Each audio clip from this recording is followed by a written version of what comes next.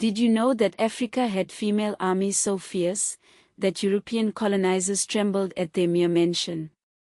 For centuries, history books have largely ignored the extraordinary contributions of African women, especially those who took up arms to defend their people and their sovereignty. Today, we shine a light on these forgotten heroines, the queens, the warriors, and the strategists who defied expectations and shaped the course of African history. Our journey begins in present-day Nigeria, in the ancient city-state of Zozo, where Queen Amina reigned supreme in the late 16th and early 17th centuries. Amina wasn't just a ruler, she was a military genius. Leading an army of 20,000 soldiers, she expanded Zozo's territory through relentless conquest, building fortified war camps wherever she went. Her legacy lives on in the massive earthen walls, known as Ganu, that still stand today, testaments to her power and strategic brilliance. From Nigeria, we travel south to the kingdom of Dahomey, in modern-day Benin. Here, we encounter the Egoji, or Dahomey Amazons, an all-female military regiment that was unlike anything the world had ever seen. Formed in the early 18th century, these women were not just soldiers, they were an elite fighting force, feared and respected throughout West Africa. By the mid-19th century, their numbers swelled to between 2,000 and 6,000, armed with muskets, machetes, and an unwavering dedication to their kingdom. Their training was brutal, pushing them to the limits of human endurance. They underwent months of grueling physical conditioning, learning to scale thorny barriers, endure pain, and show no mercy to their enemies. Each kill earned them a scarification tattoo, a permanent mark of their valor. Led by formidable commanders like Sedong Hongbei, who commanded 6,000 Amazons in the 1851 campaign against the Egba people, these women were a force to be reckoned with. They swore vows of celibacy, symbolically marrying the king and dedicating their lives to the defense of Dahomey. Their battle cry, "We are no longer women, we are men," echoed across the battlefields, striking fear into the hearts of their adversaries. Now, we journey to Ghana, to the Ashanti Empire, where Asantewaa, the Queen Mother of Ejisu, rose to prominence in the face of British colonial aggression. In 1900, when the British demanded the Golden Stool, the sacred symbol of Ashanti sovereignty, Asantewaa rallied her people to defend their heritage. At the age of around 60, she led the War of the Golden Stool, mobilizing thousands of warriors, including women, in a desperate attempt to drive out the British. Though ultimately unsuccessful, her leadership inspired a generation of Ashanti resistance and cemented her place as a national icon. Crossing the continent, we arrive in Zimbabwe, where we meet Nehanda Mbuya, a spiritual medium and a key figure in the first Kimurenga, the Shona and Ndebele people's uprising against the British South Africa Company in the late 19th century. As a Mondoro, a spirit medium, Nehanda possessed immense spiritual authority.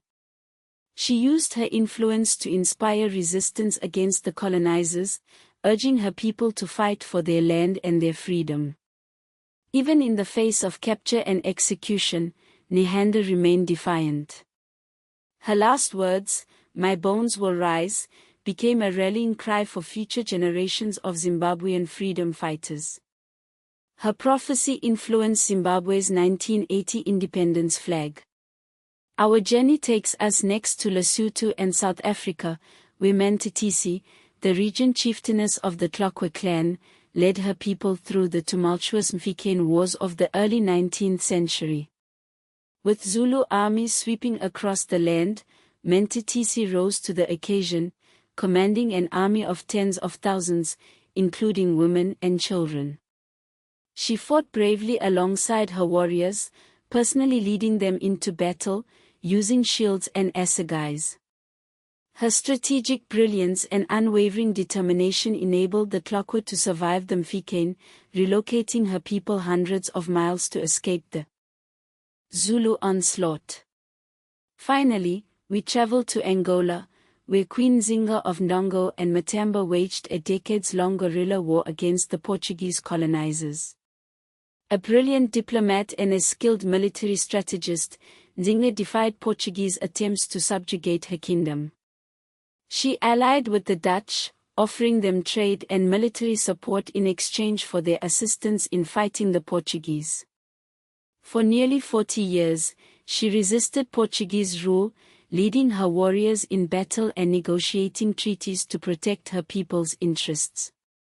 Her famous 1622 audience with the Portuguese governor, where she refused to kneel and instead had a servant act as a human chair, became a symbol of her defiance and unwavering spirit. The stories of these African women warriors are not just tales of the past, they are a source of inspiration for the present and the future. They remind us of the strength, resilience, and leadership that African women have always possessed. Their legacies continue to resonate in modern Africa, inspiring female leaders and activists to fight for justice, equality, and self-determination. From the statues erected in their honor to the films and books that tell their stories, these women are finally receiving the recognition they deserve. But there are also controversies.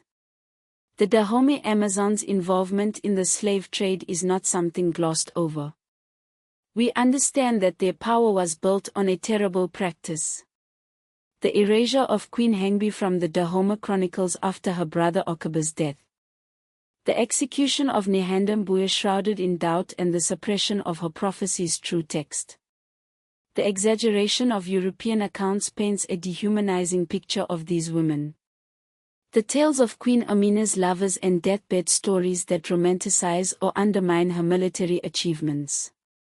The suppression of African sources that highlight strategic genius over savagery.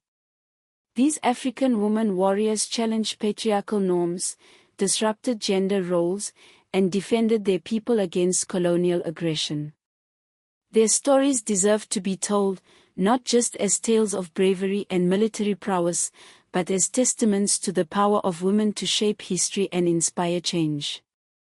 As we conclude our journey, let us remember the names of these forgotten heroines: Amina, the warrior queen of Zozo, the fearless Agoji of Dahomey, Asantewaa, the defiant queen mother of Ejisu, Nehanda Mbuya, the spiritual leader of Zimbabwe, Mantatisi, the resilient chieftainess of the Tlokwa, and Queen Nzinga, the indomitable ruler of Ndongo and Matamba. Their stories are a vital part of African history, a history that is finally being reclaimed and celebrated. Their courage, their leadership, and their unwavering commitment to their people will continue to inspire generations to come.